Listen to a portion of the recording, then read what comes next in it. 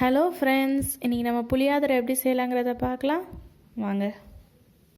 வெந்தயம் அரை ஸ்பூனு, அப்புறம் கருவேப்பிலை கொஞ்சமாக எடுத்து வச்சுருக்கேன், கடலைப்பருப்பு, தனியா, பெருங்காயத்தூள், காஞ்ச மிளகாய் ஒரு 5, உளுந்தம்பருப்பு, தனியா, கடலைப்பருப்பு 3 ஒவ்வொரு ஸ்பூன். அடுப்பத்தை வச்சு கடாய் வச்சுக்கோங்க. கடலைப்பருப்பு, தனியா இதெல்லாம் ஒன்றா எல்லாத்தையும் ஒரு கடாயில் ட்ரை ரோஸ்ட் பண்ணிக்க போகிறோம். இதை நல்லா வறுத்துக்கணும்.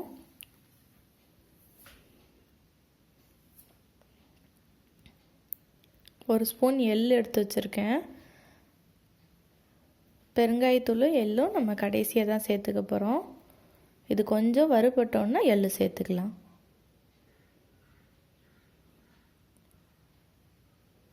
இப்போ கொஞ்சம் நல்லா வறுபட்டுருச்சு.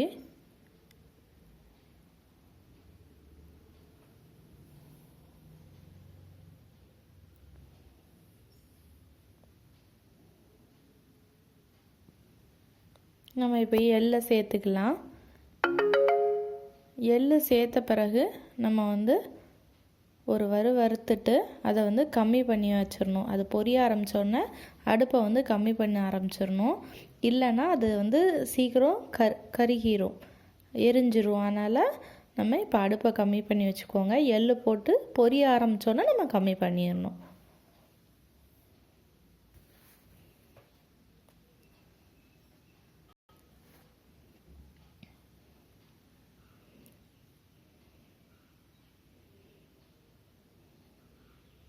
நல்லா எல்லாம் ரெடி ஆயிடுச்சு. இப்போ பெருங்காயத்தூள் சேர்த்துக்க போகிறோம். பெருங்காயத்தூள் சேர்த்து லைட்டாக வறுத்துட்டு அடுப்பை ஆஃப் பண்ணிக்கலாம்.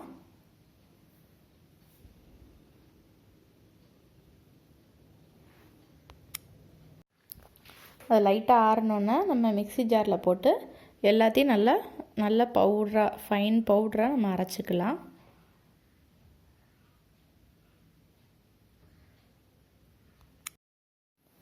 நல்ல பெரிய லெமன் சைஸ் அளவுக்கு நம்ம புளியை நான் ஊற போட்டு வச்சுருக்கேன்.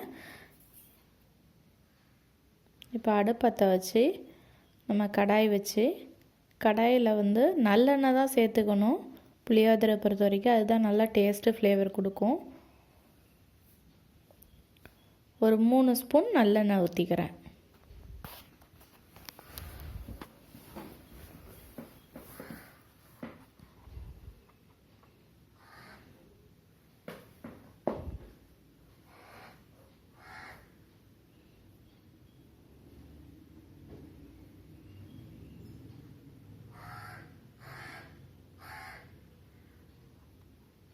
எண்ணெய் காஞ்சோன்னா நம்ம கடுகு போட்டுக்கலாம்.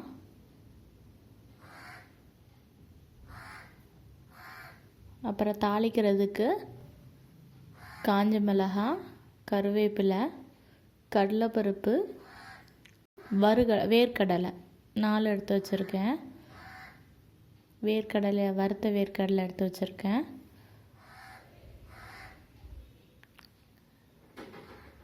கருவேப்பிலை, காஞ்ச மிளகாய் போட்டுட்டேன். பெருங்காயத்தூள், கடலைப்பருப்பும் வேர்க்கடலையும் கொட்டிட்டேன். இது கொஞ்சம் லைட்டாக வறுத்துட்டு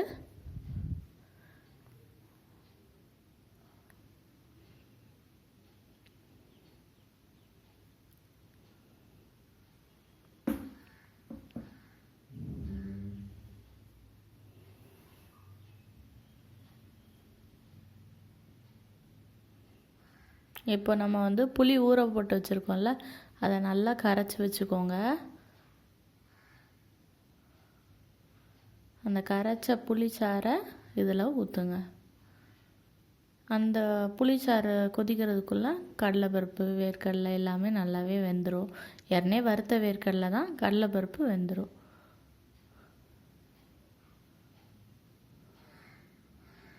புளியை நல்லா கரைச்சி சாறை மட்டும் ஊற்றிட்டேன்.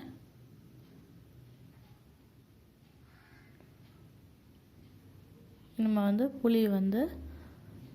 புளியோட பச்சை வாடை போகணும், கொதிக்கணும் நல்லா.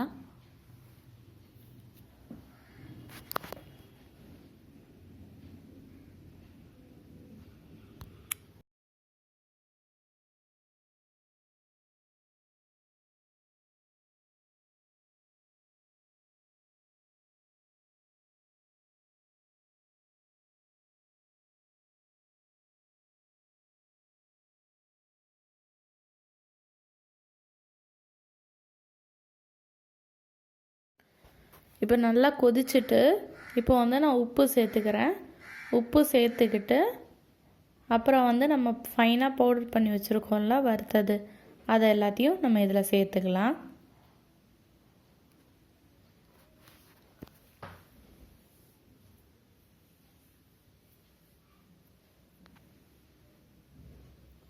நம்ம அந்த பவுடர் சேர்த்தோன்னா நல்லா திக்காகும் புளித்தொக்கு.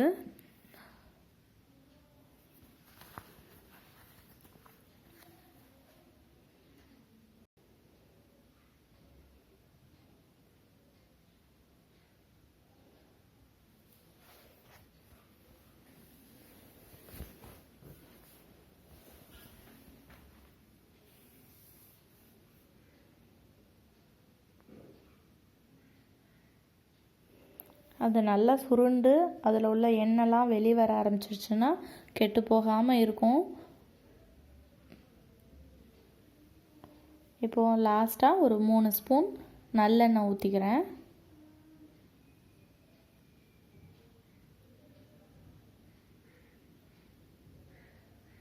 நல்லா ரெடி ஆகிட்டு பார்த்திங்கன்னா எண்ணெய்லாம் உள்ளே உள்ள எண்ணெய் பிரிஞ்சு வர ஆரம்பித்தோடனே நம்ம லாஸ்ட்டாக ஃபைனலாக ஒரு 3 ஸ்பூன் எண்ணெய் விட்டுட்டோன்னா அந்த எண்ணெயிலேயே இந்த தொக்கு இருக்கும்போது நமக்கு சீக்கிரம் கெட்டு போகாது. அதுக்காண்டி தான் ஃபைனலாக ஒரு 3 ஸ்பூன் எண்ணெய் ஊற்றிக்கிறோம்.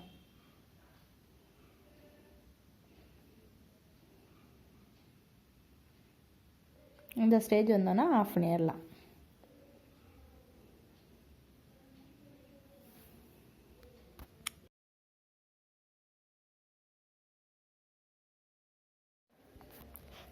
இப்போ நான் வந்து கொஞ்சம் தொக்கை நான் எடுத்து வச்சுட்டேன் தனியாக.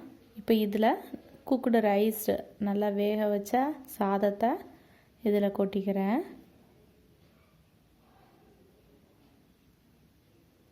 இப்போ நல்லா சேர்கிற மாதிரி மிக்ஸ் பண்ணி எடுத்தால் நம்ம டேஸ்டியான புளியோதரை ரெடி ஆயிரும்.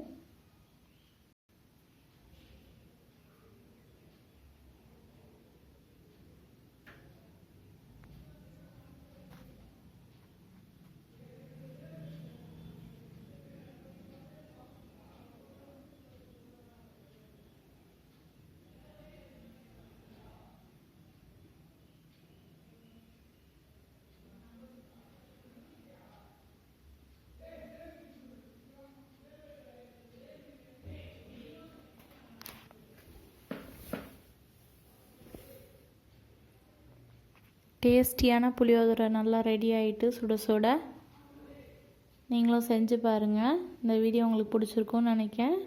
தேங்க்யூ. தேங்க்ஸ் ஃபார் வாட்சிங்.